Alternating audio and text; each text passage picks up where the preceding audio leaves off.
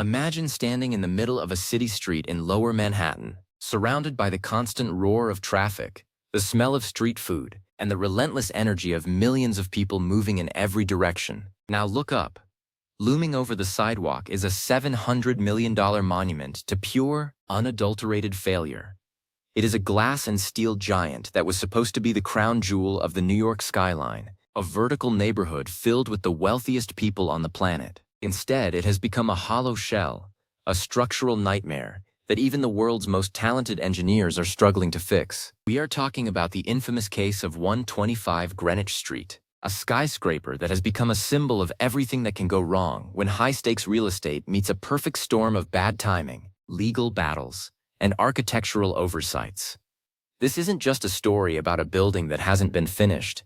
It's a story about a building that seemingly nobody can save. Today, we are going inside the most expensive ghost tower in New York to find out why $700 million essentially bought a giant monument to uncertainty. To understand why this building is such a disaster, we first have to look at the atmosphere in which it was born. Back in the mid-2010s, New York City was obsessed with pencil towers. These are the incredibly thin, incredibly tall skyscrapers that look like they are defying the laws of gravity. They are designed for one purpose and one purpose only: to provide luxury views of the harbor and the skyline to billionaires. Usually when you build a skyscraper, you want a wide base so the building is stable. But in New York, land is so expensive that developers started building up instead of out. 125 Greenwich was designed by the legendary architect Raphael Vignoli, the same man who designed the famous 432 Park Avenue. Now, if you follow the world of luxury real estate, that name might ring a bell,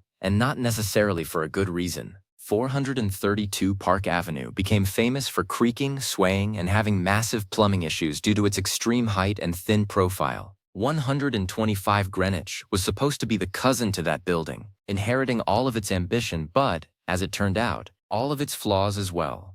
The vision was breathtaking. It was going to be 88 stories of curved glass, located just a stone's throw from the World Trade Center site. The developers promised 3 floors of amenities at the very top of the building, including a pool, a spa, and a fitness center, so that every resident could feel like they were floating above the clouds. But there was a problem right from the start. The project was incredibly expensive. To get a building like this off the ground, you need massive loans, and you need to sell apartments before the building is even finished. This is called pre-construction sales. If you don't sell enough units, the banks get nervous. And the banks for 125 Greenwich had plenty of reasons to be nervous. The first major crack in the foundation of this project wasn't physical, it was financial. The project was backed by a tangled web of international investors and developers. We are talking about huge sums of money flowing in from various corners of the globe. But as the building started to rise, so did the costs. In the world of high-rise construction, every day of delay cost the developer tens of thousands of dollars in interest alone, and 125 Greenwich started hitting delays almost immediately. There were disputes between the partners, disagreements over the design, and a luxury real estate market that was suddenly starting to cool down. The billionaires' row craze was starting to fade, and people were beginning to realize that maybe living in a swaying glass needle wasn't as great as it sounded on paper. By the time the building hit its topping out ceremony in 2019, which is the tradition where the last beam is placed at the highest point, the internal situation was a mess. There were lawsuits flying back and forth between the developers. One partner accused the other of mismanagement, while the lenders started threatening to foreclose. Imagine having $700 million tied up in a building that is 90% finished, but you can't get the final 10% done because nobody can agree on who owns what or who is responsible for the bills. The building sat there, nearly complete, while the glass windows started to gather dust and the interior was left as a raw concrete skeleton. But the financial issues were only half the battle.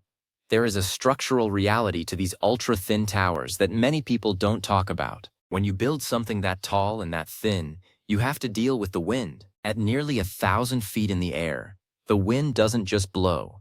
It pushes with the force of a freight train. These buildings are designed to sway, sometimes several feet in either direction, to keep from snapping. But that sway has consequences. It leads to the elevators malfunctioning. It causes the pipes to move and occasionally burst.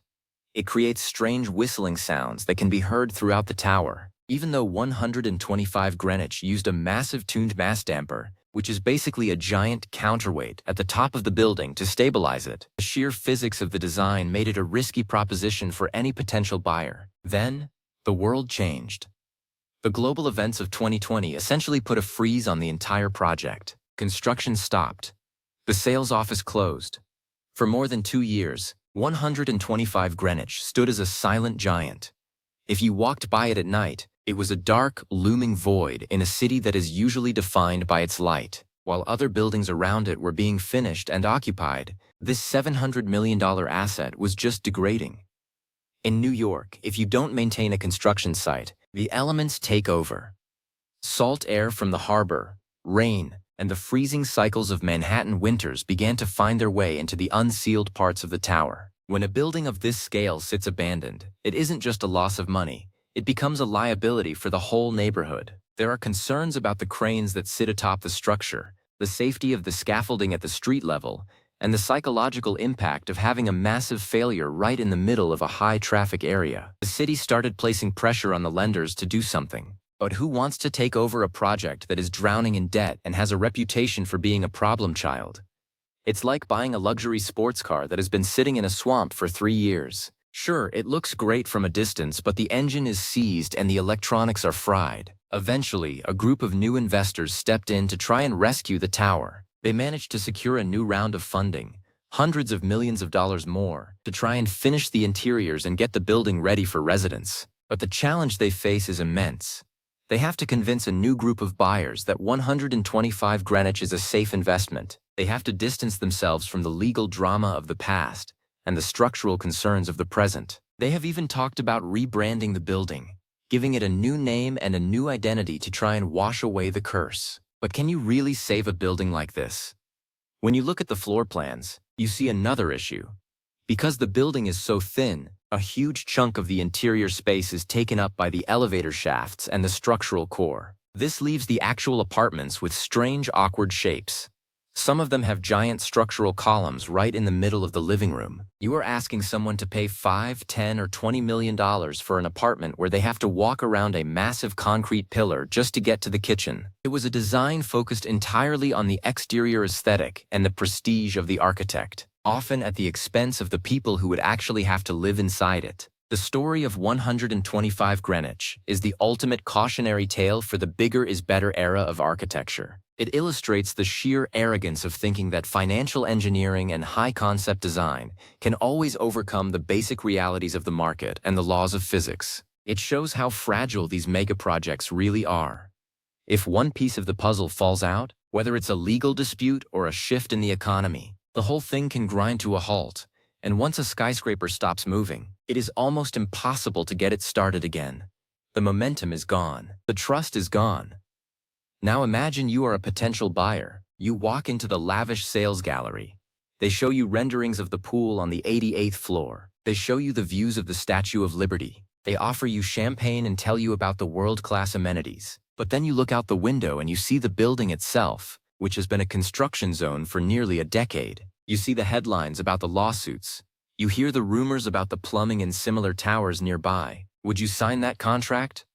Would you put down a multi-million-dollar deposit on a building that has failed so many times before? This is the uphill battle that the new owners are facing. They aren't just selling real estate, they are selling a comeback story. And in New York real estate, people are notoriously unsympathetic to losers. What makes this even more tragic is the sheer amount of resources that have gone into this. Think of the thousands of tons of steel, the millions of man-hours, and the massive amounts of energy required to bring this tower to life. All of that for a building that might never be fully occupied. It's a spectacular waste of human effort and material. In an era where we are talking about sustainable cities and smart urban planning, a building like 125 Greenwich feels like a relic of a different time, a time of excess and ego that ignored the practicalities of building for the long term. If you look at the skyline of New York today, it is becoming a graveyard of these zombie towers. 125 Greenwich isn't the only one. It's just the most expensive. There are buildings all over the city that were designed for a class of people who no longer want to buy them. The world of the ultra-wealthy has moved on. They are looking for different things now: privacy, security, and proven reliability. They don't want to be the guinea pigs for a skyscraper that has a history of financial turmoil. As we look deeper into the interior of the project, the problems become even more specific. One of the major issues with these luxury high-rises is the stack effect. Because the buildings are so tall, the temperature difference between the bottom and the top creates a massive amount of air pressure. This pressure wants to escape, and it often does so through the elevator doors and the vents. This leads to doors that are impossible to open, or elevators that make terrifying howling noises as they move through the shaft. In 125 Greenwich, the curved glass design made sealing the building even more complex. Every window is a different size and shape.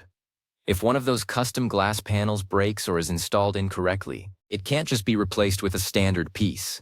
It has to be custom ordered, often from overseas, which adds more weeks and months of delays. There is also the question of the amenities. The idea of putting the pool at the very top of the building sounds wonderful in a brochure. But water is heavy, really heavy. Thousands of gallons of water sitting at the top of a thin, swaying tower is an engineering nightmare.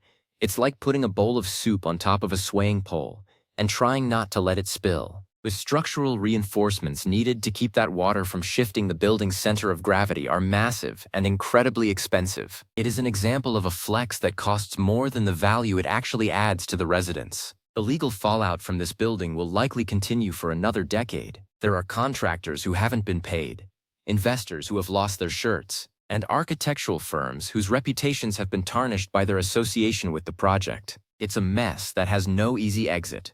Even if the building eventually opens and fills up, it will always be remembered as the tower that couldn't find its footing. It will always have that asterisk next to its name in the history books of New York. As a viewer, you have to wonder what the future holds for projects like this. Are we going to see more of these abandoned giants in our cities? As interest rates rise and the cost of construction skyrockets, the margin for error in these mega projects has disappeared. You can no longer afford to figure it out as you go. You need a bulletproof plan, a unified team, and a market that is ready to buy the moment you break ground. 125 Greenwich had none of those things. It was a project built on hope and hype, and when those ran out, there was nothing left but a $700 million skeleton. But there is a silver lining, if you can call it that. This failure has forced the industry to rethink how it approaches these ultra-luxury towers. Developers are becoming more cautious, banks are becoming more demanding, and architects are beginning to realize that iconic doesn't always mean functional. The era of the pencil tower might be coming to an end, or at least evolving into something more grounded in reality. We might see a return to buildings that are wider, shorter, and more integrated into the actual needs of the city, rather than just being trophies for the elite. If you ever find yourself in downtown Manhattan, take a moment to walk past 125 Greenwich. Look at the way the light hits the curved glass. It really is a beautiful structure. From a distance, it has a grace and a style that is undeniable. But as you get closer, look for the signs of the struggle. Look at the unfinished lobby, the construction fencing that has been there for years, and the lack of activity in the windows. It is a reminder that in the world of mega projects, beauty is only skin deep.